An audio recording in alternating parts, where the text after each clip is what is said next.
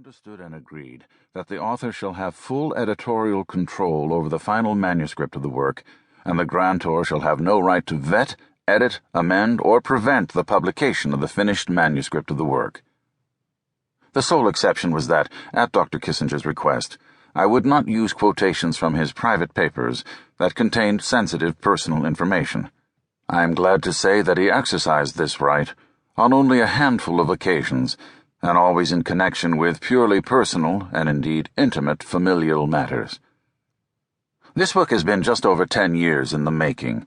Throughout this long endeavor, I believe I have been true to my resolve to write the life of Henry Kissinger as it actually was, wie es eigentlich gewesen, in Ranke's famous phrase, which is perhaps better translated, as it essentially was. Ranke believed that the historian's vocation was to infer historical truth from documents, not a dozen documents, the total number cited in one widely read book about Kissinger, but many thousands. I certainly cannot count how many documents I and my research assistant Jason Rocket have looked at in the course of our work. I can count only those that we thought worthy of inclusion in our digital database. The current total of documents is 8,380, a total of 37,645 pages.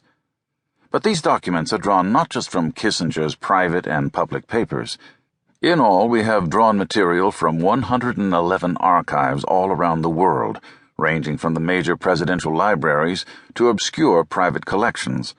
A full list of those consulted for this volume is provided in the sources.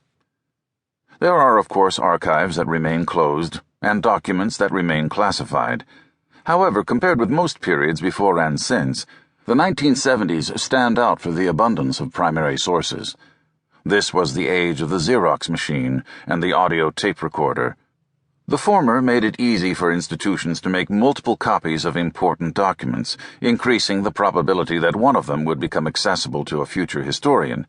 Nixon's and Kissinger's fondness for the latter, combined with the expansion of freedom of information that followed Watergate, ensured that many conversations that might never have found their way into the historical record are now freely available for all to read. My motivation in casting the widest and deepest possible net in my trawl for material was straightforward. I was determined to see Kissinger's life not just from his vantage point, but from multiple vantage points, not just from the American perspective, but from the perspectives of friends, foes, and the non-aligned.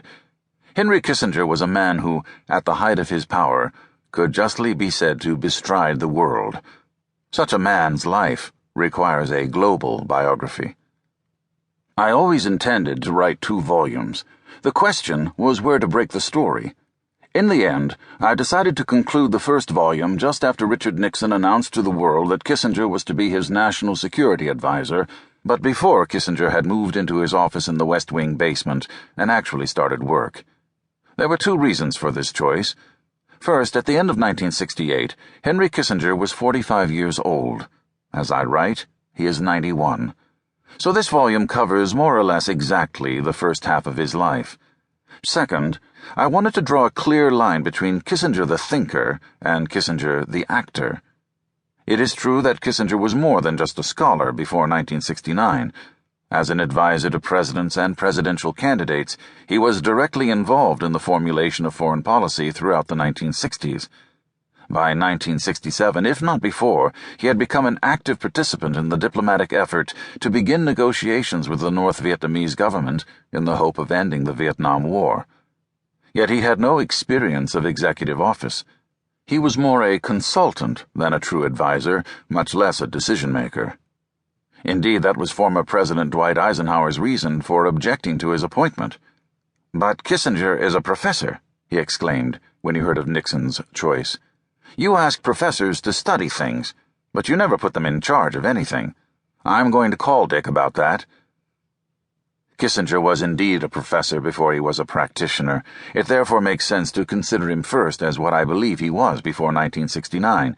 One of the most important theorists about foreign policy ever to be produced by the United States of America. Had Kissinger never entered government, this volume would still have been worth writing, just as Robert Skidelsky would still have had good reason to write his superb life of John Maynard Keynes, even if Keynes had never left the courtyards of Cambridge for the corridors of power in his majesty.